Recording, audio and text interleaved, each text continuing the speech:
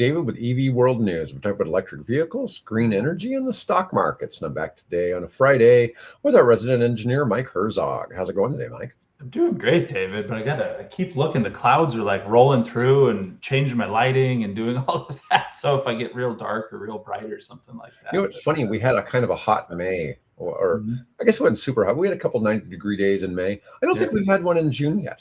I don't know if we have. have. It's the 19th, and I don't beautiful, just absolutely beautiful. We've had a really nice summer so far, where it's like not a big deal to be outside.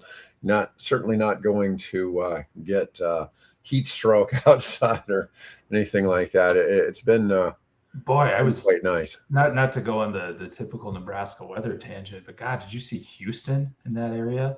They're having feels like temperatures above 120. They're kind of worried there's a magic number of 129 degrees where it's like our bodies don't know how to fight it. I played my freshman year of college tennis in Houston, and it would be, and I'd moved there from North Dakota. Okay, so I wasn't used to warm weather, and we're in like September and October, and there's a bank across the street, and it's reading like 102, 104 on September and October in the afternoon. Yeah, at night, and I'm sure the air is so thick you could put a chunk of it out. Super humid. I mean, I couldn't tell you how many times people broke a racket serving because the racket went flying out of their hand and cracked on the court. Couldn't hold on to it. Couldn't hold on to it anymore. It was really bad. I mean, you were so sweaty. It was pretty ridiculous. I was in great shape though. No. That's amazing. For a year. Yeah, I highly recommend it. Actually, I would recommend it as a place to go train if it weren't for the air quality. The air quality is terrible in Houston with all the oil refineries. The refinery's right there, and everything just kind of hangs there. Big storm to clear it out. It's not clean energy down there, we'll tell you. We may have a lot of clean energy in Texas, but it's not in Houston. Not in Houston. Yeah. So anyways, I was showing Mike, there's this company called Morris Commercial bringing a retro commercial van, and it's really kind of cool. So I want to share screen on this because this is really a throwback to the 1940s. And I don't really have much in the way of specs or anything on this, but just it's such a unique look. We have the Volkswagen ID Buzz, and in fact, the ID Buzz is kind of done in the same color pattern, right? Around town, pastels and yeah. I don't know. I like it. It's good. It's got a good retro feel, like PT Cruiser when those came out 20 years ago or whenever it was. Just kind of a different feel to it. Like I like it. I'm glad people are doing that. Looking for any stats. It's got a 1-ton payload capacity. They're targeting it for 2028 full-scale production. Not sure if this is coming to the U.S. I think that would be really awesome, though. To see something like that. Yeah, to see one of those driving down the street, you turn heads. Delivering Charles chips. Did you ever have Charles chips here in Nebraska? No, it used to be this thing where you get these big metal cans of potato chips delivered. Oh no, I don't remember. It was always in a van like that, kind of like the UPS and FedEx vans. Nah, we just had Schwann's. I think it was the Schwann's. Something similar to that. I'm familiar with Schwann's. Yeah, but anyways, let's move on to our usual. Let me see. We'll cover a little bit. Robotaxi actually launched a week ago today in Austin, going completely driverless. It's not very big. It's 10 Model Ys operating, but they're doing 4,500 tests per month to get data to see how that works. So far, they're running incident free. Yeah, that's awesome. That's pretty decent. You'd think somebody would have just rammed one on purpose. Yeah. You just never know. All right. So, Elon Musk a couple of years ago talked about how I think he paid like $11 billion in federal income taxes, and it was the most any person had ever paid before. And anyways, Musk exercises $116 billion in Tesla stock options. Okay. So he sold off 303 million stock options from his controversial 2018 pay package at a strike price of $23.34. Well, let's see where Tesla's at on the scale today. Well, anyways, he sold them at 404. His price options was 23. He sold them at 404, resulting in approximately 116 billion in paper gains. He used a net share settlement method, with Tesla withholding an additional 17 million shares to cover exercise costs, requiring no out of payment. So they're $100.49. So he claimed 303 million shares at that. It improves his voting power in Tesla and comes amid speculation about a potential Tesla-SpaceX merger following SpaceX's recent IPO. Yeah, that's just speculation. I've not really seen anybody discussing this. Okay. But, there's people like, will this be the next thing he'll merge together? It might solve some issues for him, but I kind of doubt. I don't know. I don't know. I guess it's a coin flip whether that happens or not. Yeah, right? I have no idea. I'm smiling because we just get so numb to these big numbers anymore. I know.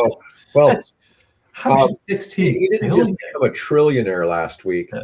He jumped to like 1.4 trillion because the SpaceX just kept going up. It keeps. What's it at right now?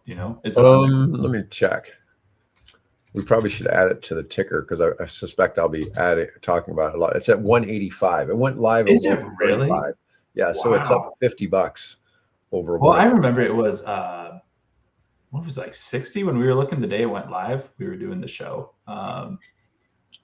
It was funny when it actually went live. I was on a conference call with some people. I was sitting there watching this go from 135 all the way to like 165 the first day. Yeah. So the IPO, was talking about being the biggest IPO in history at 1.75 trillion. It's currently worth 2.43 trillion. Wow. Yeah. I mean, it's amazing. It's staggering because I see it all the time in the power industry too, like the data centers and the type of load. And we just throw these numbers around like, oh yeah, just $116 billion. My God, like that is just unfathomably large. It's just money, man. It's just money. It's paper money. Or it's not even paper, it's electronic money at this point. It's just numbers on a spreadsheet, but still. I have a new friend who he is CFO of a company with a lot of cash. And I kind of in my mind like to think that I don't know, everything from there's a big building somewhere between 72nd and about 100th north of Dodge that holds all these billions of dollars of cash and in nickels. It's all in coins, right? And he has to go in there as part of his job and count it on Saturdays. So it's just, it's kind of funny. It's like one of the local companies hired a new executive, and he just moved here like 2 weeks ago, and I've gotten to be friends with him, and because he plays tennis, and so I played tennis with him like 3 times since he moved here already in 2 weeks.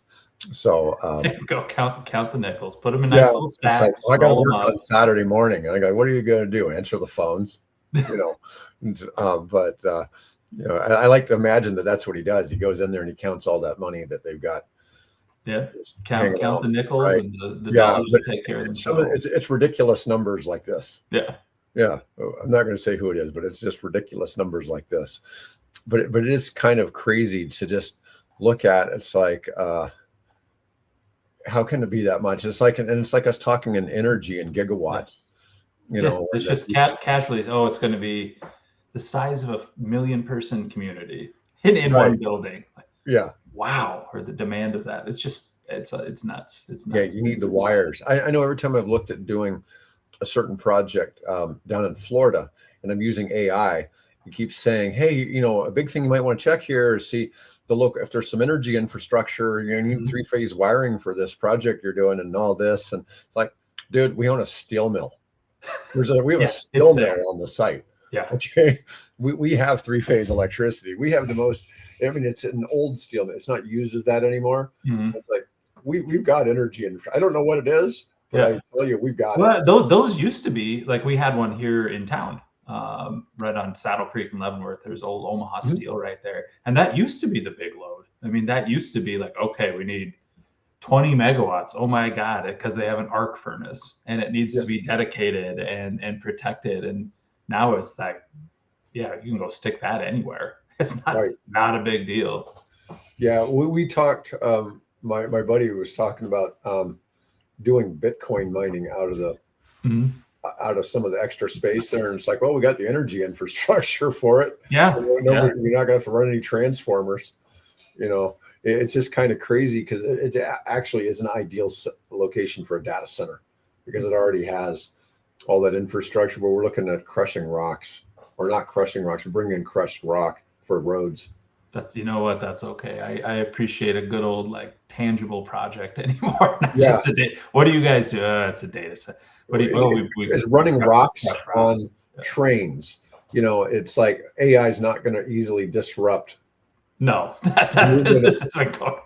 At some point, somebody needs to move the rocks. But I was telling Bill, I've actually reached out to somebody we've had on the show before to talk about buying some electric tractors from them. Oh, cool. For unloading and loading trucks or trains. Yeah. Well, we don't have the trains would automatically dump the rock onto conveyors, and the conveyors will run everything into the bins where the stuff is. We're talking a mile of trains, a mile-long train every 4 days. Yeah. Of nothing but granite aggregate and dumping it, and then we'd use electric front-end loaders to load the trucks. We could load a tractor trailer with a special, the side dumper ones you see. Yeah. We could load one of those about every 5 minutes and get it weighed, get it out of the yard. And be moving them in and out. But we'd use all electric equipment on the site. We'd use multiple ones, and we're looking at putting in probably a megawatt of solar. That'd cover all of that. Storage. Anyways, on the roof of the steel mill. And so we'd use that to power everything. It'd be make it super economical. So and that's the whole point of what we talk about is those type of applications. It's electric vehicles. It's not just passenger cars or Amazon transport vans. It's this, and especially if you're designing it that way from the ground up, like that. The numbers are there. It makes sense. Yeah, we're going to be in operation for 10 to 15 years minimum. We know that. Ground up. Easy decision if it works out. Well, and then, we don't have to worry about trucking in fuel to fuel the things, right? Yeah, it's all powered there. It's local. It's cheap. It's insulated if you have solar on it from rising costs. It's a good deal. Well, the other thing is, and our customers will be bringing their trucks, but it's an ideal situation for Tesla semis. It's like a 45-minute to hour drive, little idling time. It'd be really heavy loads, but it's already been proven that the Tesla semis can handle really heavy loads. They can haul them a few hundred miles. They could pretty much go to anywhere in Florida and drive back without charging.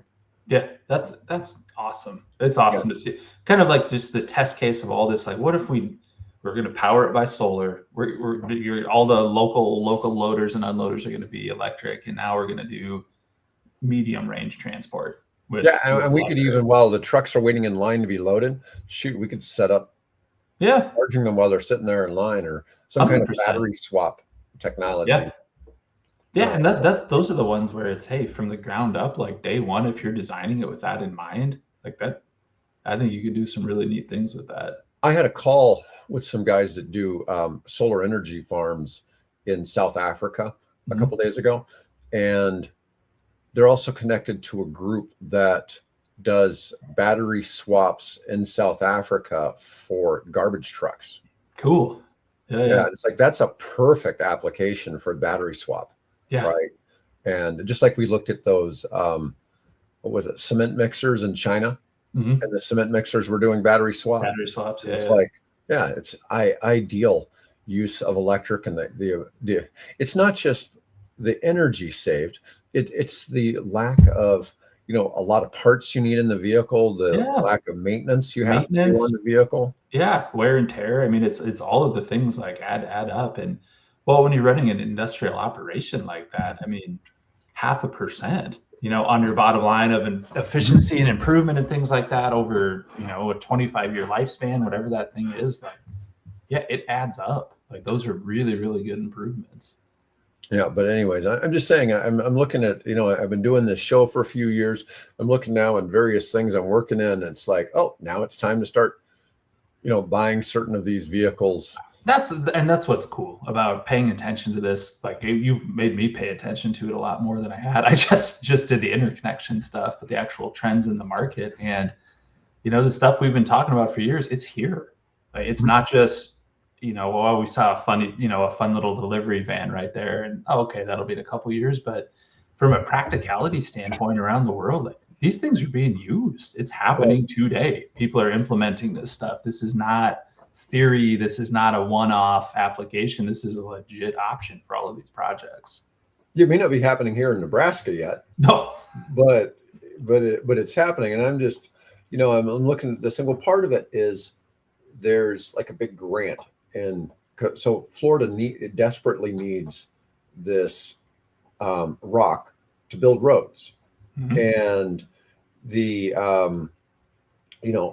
part of it is I'm like, hey, we're going to clean this up, so we're going to have, it's not going to truly be a zero carbon footprint distribution facility, but it's going to be damn close because we're not going to be using any gas powered vehicles. Yeah. Okay. The conveyors are electric. We have solar to power that. We have battery storage. We're still hooked to the grid, because we have to have 100% uptime, but actually we don't have to have 100% uptime because we're not going to be open 24 hours. Yeah, you're not going to be open 24 hours. But I know what you like when you're in operation that it better be running. You better. But I'm talking about this and I'm like, man, maybe we could rent or maybe we could provide some of the delivery trucks and expand and build a fleet of electric trucks operating out of there, because that electric trucking should be much cheaper than gas trucking. Then we already have the energy infrastructure to charge all these trucks. Yeah. Although we could exceed it, but I'm just saying we have the capability. I think you would be fine. I think if you really looked at those numbers in pence compared to what a steel mill was using, if you have that infrastructure, charging a couple of semis, a couple of tractor trailers, you're fine. You're fine.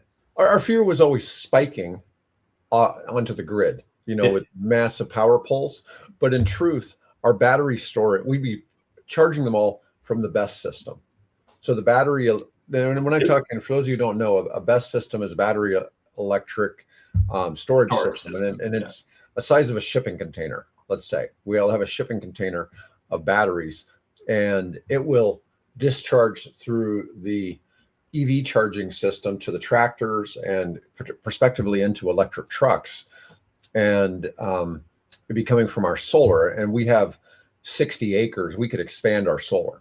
Oh yeah. So we figured because we were just doing a rooftop and carport solar, we could produce about 10 megawatts.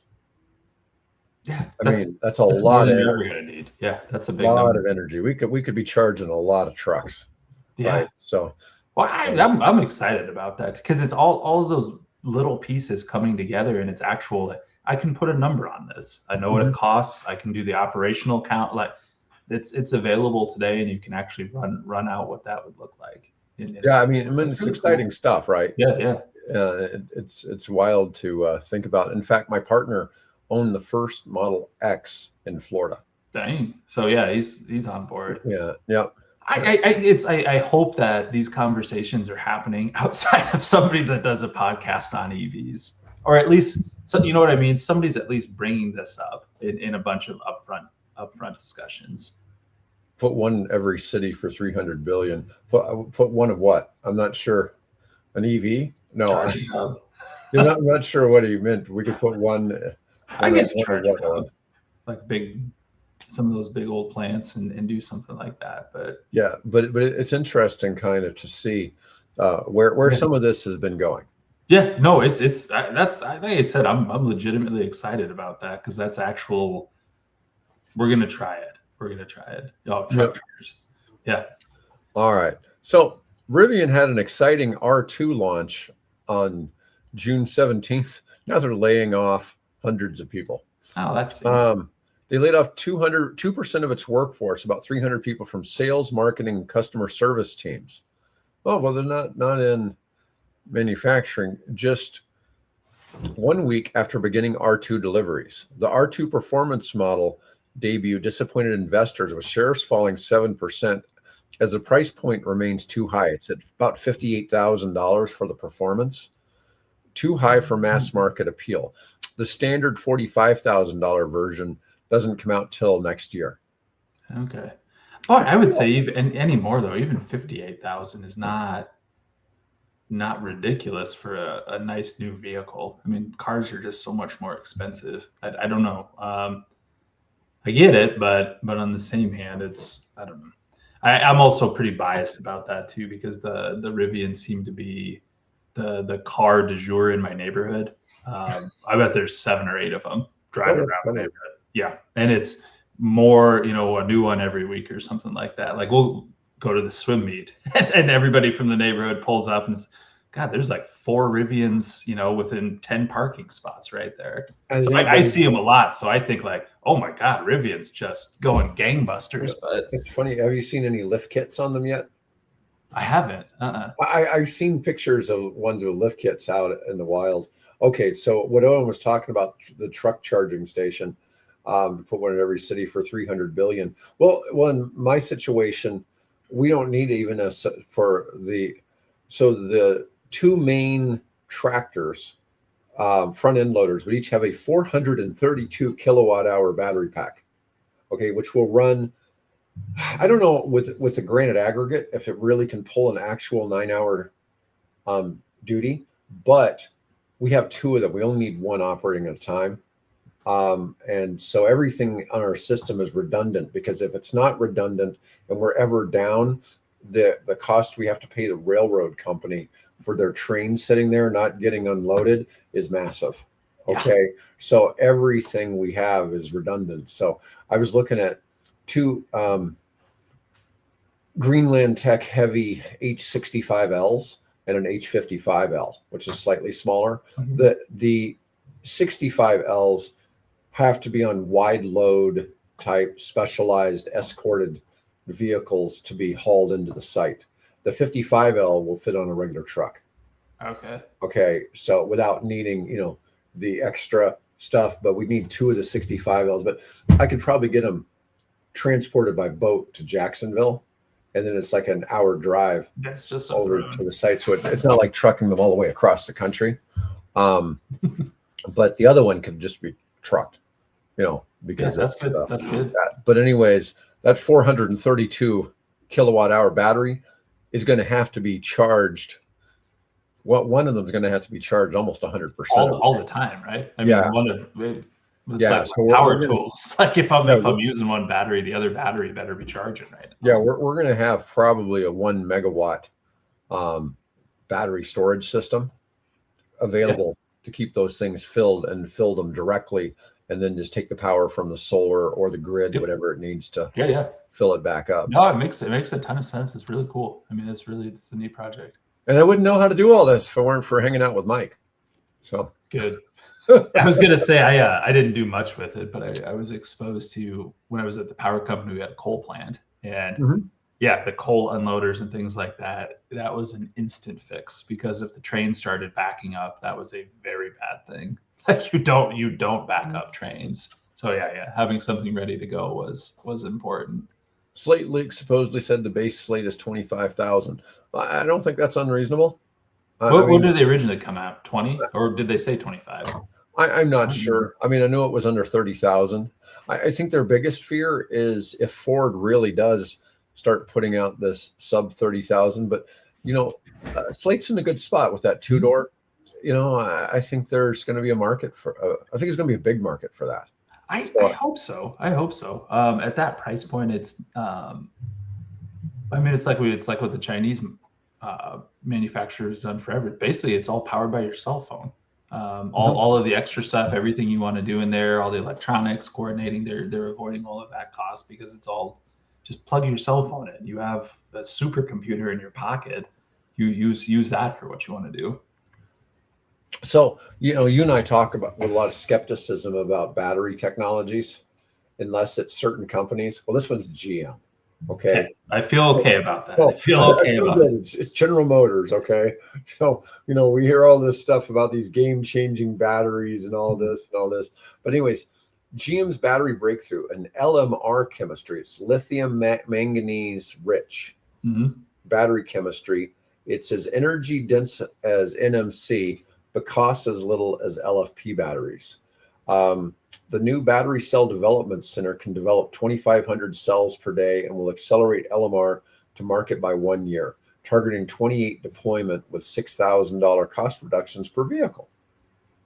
If they're passing that to the consumer, that's a big deal. So for a Silverado EV, which is damn near $100,000, okay, LMR would preserve 400 plus mile range while bringing the price within reach of gas versions. Wow. That's a big deal. That's a big Using AI simulation and national lab scale computing power to speed development. It is amazing what AI is doing in manufacturing and other things, and the concepts people are bringing to market. When somebody tells me they don't use AI, they still think it's a fad. It's like, well, remember, people thought that about the internet too, and cell phones, and all these things, and it's like. I have my skepticism with it still on some things, but boy, it does something really, really well. Just amazing. Just amazing. Yeah, as somebody who has multiple AI subscriptions and uses them all, I technically, if you count Grammarly, I've got 4. Grammarly might be a little. It's okay. It has its thing. Yeah, but I use Gemini Pro, GenSpark, and Runnable, and they all serve different purposes for me. Just and its use. I was like my parents as an example of using like Google Lens and different things like that. Now it's just, we love it. It's great. We all use AI. Well, I don't know, man. And I'm just telling you, there's a lot of people that really aren't as sophisticated as you think. I've been trying to figure out how to. With any Google search, like you just said, it's AI. I mean, the first thing that pops up now is your AI answer. Yeah. So what's funny is I have a Gemini account, and then Runnable uses Gemini as its back end, but it has superior uses that you can't get Gemini to do. That you can't get Gemini to do. Gemini won't do what Runnable will do. And I use it for like making websites, creating documents. It's interesting. I use it more for not for content creation, but for fixing documents, copying documents, filling in documents. And on the website side, oh my God, it's by far. I'm curious about that. I might look, because I don't know. I think those are the uses of AI as a great start. Like, I don't want to do this. I don't want to format this. I don't want to go through. I don't want to write another paragraph about myself. Whatever these things are, just set it up for me, and then I'll go through and read it and adjust it the way I want to. Format it, put it where it needs to go, give me the right sections, give me the basic information, and then I'll go clean it up. But things like that, God, it's such a huge time saver. I mean, I know that's cliche, but God, it's wonderful. Oh, it's ridiculous. Yeah. It's ridiculous how much time I save using AI. I even had a case. So I use Claude as well, but I get free access to Claude through GenSpark. So my GenSpark account includes up to like 5 hours a day of Claude Opus 4.8 use. Wow. Okay. So that's awesome. Separate Claude account. So anyways, I was trying to evaluate a company for sale, and Claude could not read the PDF documents because most of the information was graphical. So it was like all these pictures and stuff and graphs, and it couldn't pull down the stuff. But Runnable could. And Runnable did an assessment, and then I plugged Runnable's assessment into Claude. Yeah. And it was funny because Claude was like appreciating the extremely high quality of what the output had done, from whatever aggregated it. And that's kind of funny. But like I said, Runnable's better at Gemini than Gemini is at Gemini. That's funny. Yeah. So, Yeah, it's just interesting how I've found some of these things. And I have other people say, hey, have you tried Abacus? Abacus is a little like GenSpark, but I don't think it's as good. Mm-hmm. And GenSpark has kind of taken all the best features of Claude and ChatGPT and made them available in their own program, but you could blow through your credits. This is one of the challenges with AI that most people know about. Usually when you just ask like something basic, it has it on either the standard version, and you have low credit versions and you have high credit versions. A lot of people go on that high credit version, and you can very easily, if you have a $20 account with one of the services, you could easily blow all of your credits for a month in a few hours. Yeah. Oh yeah, do this, do that. Yeah, it's when you're running it on the intentional thing. Yeah. Card catalogs ruining the world. Yeah. That's man, funny. do you remember when the first Computer Shopper magazine used to come out? And it was like this thick. It was nothing but ads. I don't even think they put articles in Computer Shopper, but it was just like, it was almost phone book thick magazine that came out once a month. And it wasn't cheap. It was probably like $5, $6 to buy it. And it was something people subscribed to, but you could search all of these things and people would buy it because if you were doing a lot of stuff with computers, you were constantly shopping for parts to build your PCs and stuff. This was more the 90s and early 2000s. Mm-hmm. Okay. But man, you had this thick book and you could buy it just about anywhere. But it was just funny because people would actually pay to see all of the aggregated advertising for computer parts for sale because there wasn't another source for that. There wasn't another source for that. And it's crazy to think about what some of those trends were for a while. But yeah, card catalogs. My mom was a librarian, so I got a soft spot for card catalogs. So there you go. I remember all that stuff.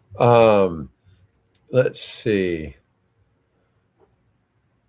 Oh, so the Netherlands has a collective legal claim. So as opposed to a class action, they're calling it a collective legal claim in the Netherlands against Tesla over Hardware 3 full self-driving promises has reached nearly 7,000 verified participants with backing from a law firm there in the Netherlands. And okay, so this claim is on Tesla's Hardware 3. So Hardware 3 was put into cars through 2023, kind of the middle of the year.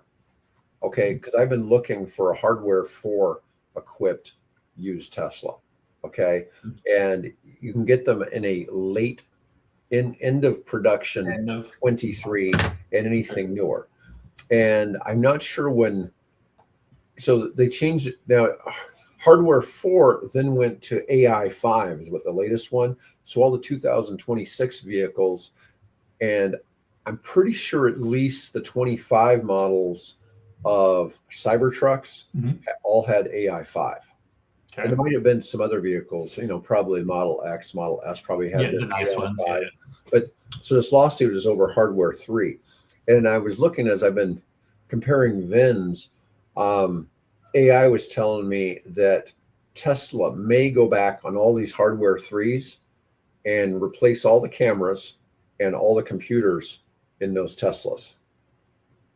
So was it just like a bad batch kind of thing, or like, hey, was this so buggy or anything like that? Is each tier in terms of hardware, computer power and camera power is almost a 5x increase per generation. Gotcha. Okay, so people that have the AI 5 talk about how ridiculously good it is. One of my friends bought a 23 Model 3 and he put full self-driving in it, and it says it has some issues sometimes. It's like I had told him to try to find a model that had Hardware 4. The next package. But now there's a talk that they may go back and redo all that. I mean, it probably costs Tesla like $1,000, $1,500 a vehicle to change all those things out. doing them in mass, they'll get them cheaper and all that. But still, they may. The deal is it's just the new stuff's that much better, and it's like, hey, we have a brand, we want to do this. This one from even 2.5 years ago is not quite cutting mustard anymore. Like, let's just go fix it. Yeah, they're just replace the hardware. Yeah, it's simply making them better for the full self-driving autonomous. Yeah. Because I'm guessing that's what the Netherlands is suing them about. Yeah, you have these claims and you sold us Tesla. Because even on the $100 a month or $99 a month subscription, that's $1,200 a year. For those people, it's paid for in a year's subscription anyway. Exactly. There it goes. And the deal is it just doesn't do what they said it was going to do. Yeah. So apparently it's just not as effective. The newer ones are clearly better. Clearly more effective. Anyways, all right, folks, that's all the time we've got today. I want to thank everybody for tuning in and watching, and I'll be back with Bill on Tuesday. Otherwise, folks, everybody have a great weekend. And once again, thanks for watching, and I'll see you later.